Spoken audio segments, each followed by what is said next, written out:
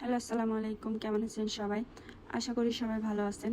আলহামদুলিল্লাহ, আমরা অনেক ভালো আছি আপনাদের দোয়ায়। আজকে আরেকটা নতুন ভ্লগে আপনাদের সবাইকে স্বাগতম। আশা করি ভিডিওটি আপনাদের সবার ভালো লাগবে। শেষ পর্যন্ত দেখবেন ইনশাল্লাহ। সাহিলের বাবা 4 দিনের ছুটি পেয়েছিল। তো সাহিল মনে ছুটির কথা শুনে বলতেছে, বাবা তাহলে আমি আমার দাদুর বাসায় যাব, চলো চিটাগাং যাব। তো সাহিলের বাবা বলতেছে, আচ্ছা বাবা ঠিক আছে, চলো তাহলে আমরা একটু ঘুরে আসি। তো সেই সূত্রে আজকে রান্না বান্না করলাম আমি। তো বাসায় কিছু সবজি ছিল, তো 3-4 দিন যদি আমি ওখানে থাকতাম তাহলে সবজিগুলো আসলে নষ্ট হয়ে যেত। এই কারণে ভাবলাম যে তাহলে রান্না করে রেখে ফ্রিজে বক্স করে রেখে গেলে এসে ওগুলা বের করে গরম করে খেতে পারবো, তাহলে আর সবজিগুলো পচে যাবে না। আমরা যে চিটাগাং যাব কেউ জানে না, আসলে সারপ্রাইজ ছিল। সাহিল মনাকেও বললাম যে তুমি যেন কাউকে বলবা না, তো সেই মোতাবেক ও কাউকে বলে নাই। আসলে খাইফাই ছিল কাউকে না বলে বাবা ছুটি দিল, আমরা ওদের সারপ্রাইজ দিলাম, ওরা অবাক হয়ে গেল। রান্নার ফাঁকে ফাঁকে আবার সাহিলের সাথে আমার খেলাও করতে হচ্ছে। তো সে কেলে দিয়ে কি বানাচ্ছিল আমি জানি না, বলতেছে মাম্মা দেখো আমি কি বানাই। তো আমি বললাম হ্যাঁ বাবা, অনেক সুন্দর হয়েছে মাশাল্লাহ। আজকে আপনাদেরকে একটি টিপস দিব। যখন ব্রয়লার মুরগি রান্না করবেন এর মধ্যে কয়েক ফোঁটা লেবুর রস দিয়ে দিবেন, তাহলে দেখবেন মাংসটা একটু শক্ত হয়ে যাবে, খেতে অনেক ভালো লাগবে।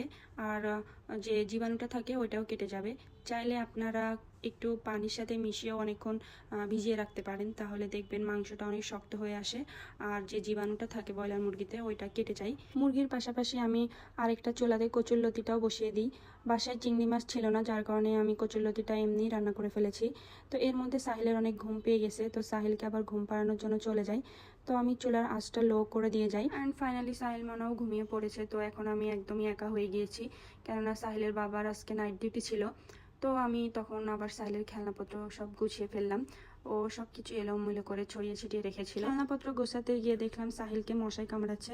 তো আমি আবার খেলনাটা গুছিয়ে তাড়াতাড়ি ওকে মশারিটা টানিয়ে দিই, কেননা ওকে মশাই কামড়ালে ওর গা একদম ফুলে ওঠে, এই কারণে। তারপরে আমি আবার রান্নাঘরে চলে আসলাম আমার রান্না কত দূর হয়েছে এটা দেখার জন্য। তো এসে দেখলাম মোটামুটি পানিটা টেনে নিয়েছে, এখন আরেকটু রাখলেই হয়ে যাবে আমার রান্নাটা। আর অন্যদিকে ছিল মুরগি, তো মুরগিও প্রায় হয়ে এসেছে। তো কিছুক্ষণ রাখার পরে আমার রান্না যে কমপ্লিট হয়ে গেছে, আপনারা দেখতেই পারতেছেন।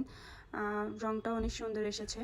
তারপরে এগুলো নামিয়ে আমি আবার পেঁপে ভাজি বসিয়ে দিই চুলাতে। হঠাৎ করে চিটাগাং যাচ্ছি, তো বাসায় সবজি ছিল, এই কারণে না রান্না করে খেলে তো রেখে গেলাম। পড়তে হবে, অপুতে তো পড়তে ধরে ওরা করে।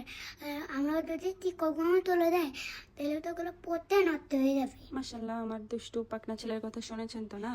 এই কারণেই আসলে আমি রান্না করে যাচ্ছিলাম, কেননা আমি চাই না যে সবজিগুলো নষ্ট হোক, অপচয় হোক। আর আমার পেঁপে ভাজি ওটা প্রায় হয়ে এসেছে। তো আমি এটা চুলায় রেখে আবার চলে যাই আমার কাজ করতে।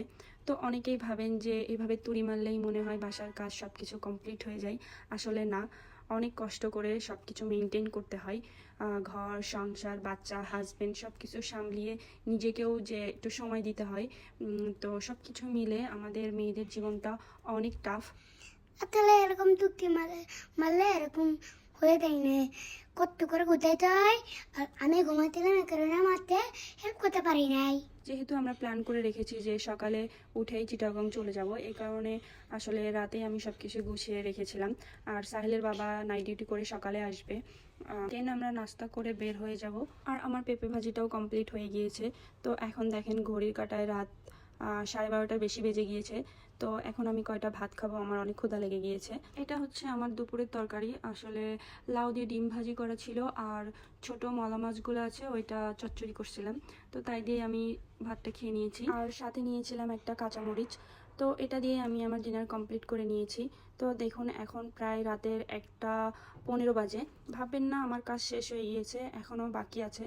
তো আমি এর মধ্যে ওয়াশিং মেশিনে কাপড়গুলো দিয়ে দিয়েছিলাম। তো খেতে খেতে আমার কাপড়টাও ওয়াশ হয়ে গিয়েছে, এখন এগুলা আসলে শুকাইতে দিব, না হলে গন্ধ হয়ে যাবে। তো ইনশাল্লাহ সকালের মধ্যে শুকিয়ে যাবে। রুমে ফ্যান ছেড়ে রাখবো। আল্লাহ হাফেজ, আপনারা ভালো থাকবেন, বাই।